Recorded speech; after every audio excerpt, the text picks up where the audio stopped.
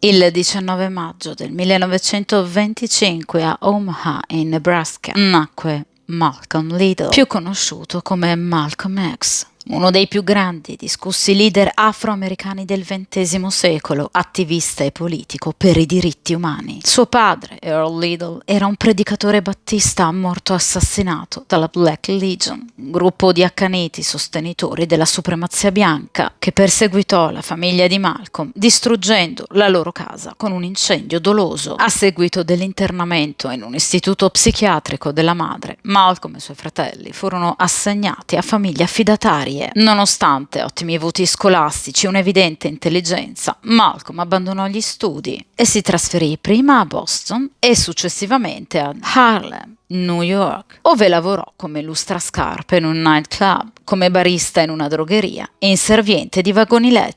Successivamente però intraprese attività illegali, tra cui gioco d'azzardo, furto, estorsione, spaccio e possesso illegale di armi da fuoco. Fu dunque arrestato e durante l'incarcerazione divenne avido lettore, studiò storia, filosofia e letteratura. Intrattenne anche una fitta corrispondenza con il fratello Reginald, che gli chiese di unirsi alla Nation of Islam, un gruppo islamico militante che auspicava la nascita di una nazione islamica afroamericana libera. Scarcerato per buona condotta, divenne immediatamente il braccio destro del leader della Nation, Elijah Muhammad, ed iniziò un insistente proselitismo tra la gente. Divenne fervido predicatore, aprì numerosi templi, divenendone ministro, e grazie al proprio carisma portò alla Nation un numero esorbitante di nuovi iscritti. A seguito però di alcune sue posizioni nettamente in contrasto con Muhammad, ad esempio il promuovere disobbedienza civile e boicottaggio, il definirsi per nulla dispiaciuto per l'assassinio di Kennedy e il contestare duramente e apertamente la marcia su Washington. E quindi l'altro grande leader afroamericano per i diritti umani, sostenitore della non violenza, Martin Luther King, che secondo Malcolm era appunto troppo moderato e pacifista.